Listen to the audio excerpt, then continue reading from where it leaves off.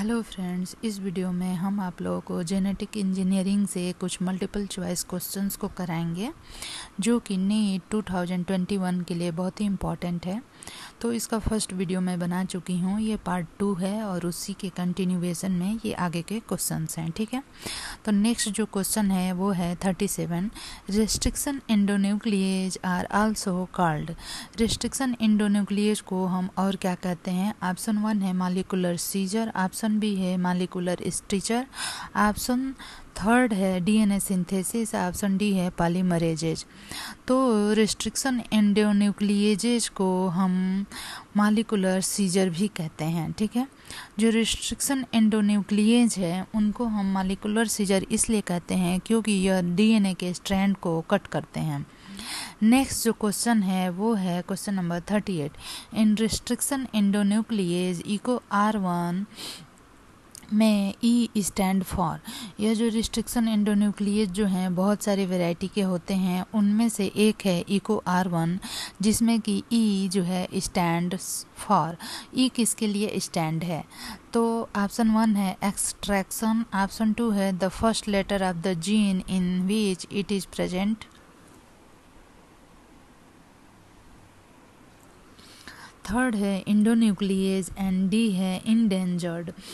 तो Eco R1 में कोई भी जो रिस्ट्रिक्शन एंडोन्यूक्लिएज होता है उसमें जो फर्स्ट लेटर होता है कैपिटल लेटर, वो जो है वो उसका जो फर्स्ट लेटर है कैपिटल, वो जो है कि जिस भी जीनस से हम जो है कि उस रिस्ट्रिक्शन एंडोन्यूक्लिएज को प्राप्त करते हैं उसी के आधार पे जो है हम उस कैपिटल लेटर को, फर्स्ट कैपिटल लेटर को लेते हैं। तो यहाँ पे ई कोलाई जो है इस्चेरिचिया कोलाई है, तो कोलाई जो है, कोलाई का CO लिया है हमने और इस्चेरिचिया का ई लिया है। ठीक है, नेक्स्ट जो क्वेश्चन है वो है question number 39। Eco R1 cleaves DNA at. तो जितने भी रिस्ट्रिक्शन एंडोन्यूक्लिएजेज हैं वो जो है एक स्पेसिफिक साइट पे कट करते हैं। तो जो इको R1 है वो जो है डीएनए को कहाँ कट करता है? तो यहाँ पे आपको 4 ऑप्शन दिए हुए हैं, लेकिन यहाँ पे ऑप्शन ए जो है वो करेक्ट है, गट्टक। ठीक है, GAATTC। तो यहाँ पे ये कट करता है। हमारा जो नेक्स्ट क्वेश्चन है वो है restriction endonuclease restriction endonuclease recognize a specific sequence and DNA called। जो restriction endonuclease होता है वो recognize करता है specific sequence को and DNA। तो उस specific sequence को हम क्या कहते हैं? तो DNA पे एक specific sequence होता है जिसको कि restriction endonuclease recognize करता है और उस specific sequence को क्या कहते हैं? ऑप्शन 1 है नॉन कोडिंग सीक्वेंस, ऑप्शन 2 है सैटेलाइट, ऑप्शन 3 है palindromes with ratio rotational symmetry, option 4 है टेंडम रिपीट्स। ठीक है, तो इसको जो है हम कहते हैं पैलिंड्रोम विथ रेशियोनल सिमेट्री। ठीक है, तो रिस्ट्रिक्शन एंडोन्यूक्लिएज जहाँ पे कट करते हैं उनको हम पैलिंड्रोम सीक्वेंस भी कहते हैं। नेक्स्ट जो क्वेश्चन है, पैलिंड्रोम सीक्वेंस वो होते हैं जिनको आगे और से पढ़ने पे और पीछे से पढ़ने पे सेम आता है, कुछ ऐसे रहते हैं। नेक्स्ट जो क्वेश्चन है 41। Main tools required for recombinant DNA technology और। जो मेन टूल होते हैं, रिक्वायर होते हैं for the recombinant DNA technology के लिए, वो कौन कौन से हैं? ठीक है, तो ऑप्शन 1 में है vector, desired DNA, desired gene, option 2 में है vector, desired gene, mRNA of desired gene, host, restriction enzyme और लाइगेजेज। थर्ड है डिजायर्ड जीन, होस्ट और वेक्टर। उसके बाद थर्ड है डिजायर्ड जीन, होस्ट और वेक्टर, और फोर्थ है vector, desired gene, mRNA of desired gene and host. तो यहाँ पे जो है ऑप्शन 3 करेक्ट हो जाएगा, डिजायर्ड जीन और होस्ट और वेक्टर। ठीक है, नेक्स्ट क्वेश्चन है an example for the autonomously replicating mini chromosome is. वो मिनी क्रोमोसोम जो कि ऑटोनोमसली रेप्लिकेट करता है वो किसका होता है? ऑप्शन 1 है वायरस, ऑप्शन 2 है फाजेज, ऑप्शन 3 है प्लाज्मिड, ऑप्शन 4 है लाइकेन। तो फाजेज और वायरस जो है एक ही बात हो गया। वायरस का ही एक फॉर्म होता है फाजेज, जो कि बैक्टीरियाज के अंदर इंटर करता है, और प्लाज्मिड जो होता है, यह प्लाज्मिड जो है कि बैक्टीरिया के अंदर जो सर्कुलर डीएनए होता है उसको प्लाज्मिड कहते हैं। तो यहाँ पे ऑप्शन 2 करेक्ट हो जाएगा, फाजेज। नेक्स्ट जो क्वेश्चन है वो है विच of the following statement about plasmid is correct. तो कौन सा स्टेटमेंट जो है प्लाज्मिड के बारे में करेक्ट है। प्लाज्मिड जो है मोबाइल होते हैं, plasmids are mobile, plasmid are made up of RNA and protein. Third है plasmids are present in eukaryotes, plasmids are present in fungi. तो यहाँ पे ऑप्शन 1 करेक्ट हो जाएगा, plasmids are mobile. DNA ligase used in recombinant DNA technology is obtained from। तो DNA ligase जो होते हैं जो कि रिकम्बिनेंट DNA टेक्नोलॉजी में यूज होते हैं वो कहाँ से प्राप्त होते हैं। तो ऑप्शन 1 है ई कोलाई ओनली, ऑप्शन 2 है E coli and also ligase encoded by T4 phages, option 3 है सैक्रोमाइसिस, और ऑप्शन 4 है रेट्रोवायरसेस। तो यहाँ पे ऑप्शन 2 करेक्ट हो जाएगा, E coli and also ligase is encoded by T4 phages. ठीक है। नेक्स्ट क्वेश्चन है यहाँ पे हमारा DNA finger printing was first developed by. तो DNA फिंगर प्रिंटिंग जो है सबसे पहले एलिस जाफरी के द्वारा डेवलप किया गया था। नेक्स्ट जो क्वेश्चन है using genetic technique in forensic science is also called. Genetic technique जिसको कि हम फोरेंसिक साइंस में यूज करते हैं उसको हम और क्या कहते हैं। फोरेंसिक साइंस में मीन्स कि किसी को फाइंड करने में। तो यहाँ पे ऑप्शन 1 है जेनेटिक फिंगर प्रिंटिंग, 2 है इन विट्रो कल्चर, 3 है हाइब्रिडोमा टेक्नोलॉजी एंड 4 है जीन थेरेपी। तो यहाँ पे ऑप्शन 1 करेक्ट हो जाएगा, जेनेटिक फिंगर प्रिंटिंग। नेक्स्ट जो है a technique called Southern blotting is used in. Southern blotting का हम यूज कहाँ पे करते हैं। ऑप्शन 1 है मोनोक्लोनल एंटीबॉडी प्रोडक्शन, ऑप्शन 2 है इन विट्रो कल्चर, ऑप्शन 3 है जेनेटिक फिंगर प्रिंटिंग, और 4 है पॉलीमरेज चेन रिएक्शन। तो यहाँ पे ऑप्शन 3 करेक्ट हो जाएगा, genetic finger printing. Southern blotting जो है आपको पता ही है कि जो है कि डीएनए से संबंधित है। ठीक है। और जेनेटिक फिंगर प्रिंटिंग में भी हम डीएनए को ही देखते हैं। हमारा नेक्स्ट जो क्वेश्चन है 48 वो है genetic finger printing is useful in identifying the criminal involve in rape, murder etc। Option 2 है establishing the percentage of dispute child, option 3 है identifying illegal immigrants, and option 4 है ऑल ऑफ दिस। तो friends यहाँ पे option 4 correct हो जाएगा, all of this. Next जो question है RFLP इज, इसका फुल फॉर्म क्या होगा। The restriction fragment length polymorphism, option 1 है, ऑप्शन 2 है repeated fragment length polymorphism, option 3 है renewed fragment length polymorphism, option 4 है रिक्वायर्ड फ्रेगमेंट लेंथ पॉलीमॉर्फिज्म। तो फ्रेंड्स यहाँ पे आंसर हो जाएगा रेस्ट्रिक्शन फ्रेगमेंट लेंथ पॉलीमॉर्फिज्म। जो नेक्स्ट क्वेश्चन है VNTR इज, तो VNTR का फुल फॉर्म क्या होगा। तो आपको इसमें समझ आ गया, ऑप्शन 1 करेक्ट है, रेस्ट्रिक्शन फ्रेगमेंट लेंथ पॉलीमॉर्फिज्म। जो नेक्स्ट क्वेश्चन है हमारा वो है VNTR इज, ऑप्शन 1 है variable nucleotide triplet repeat, option 2 है variable nucleoside tandem repeat, option 3 है variable nucleoside triplet repeat, option 4 है variable number of tandem repeat. तो यहाँ पे ऑप्शन 4 जो है ये करेक्ट हो जाएगा।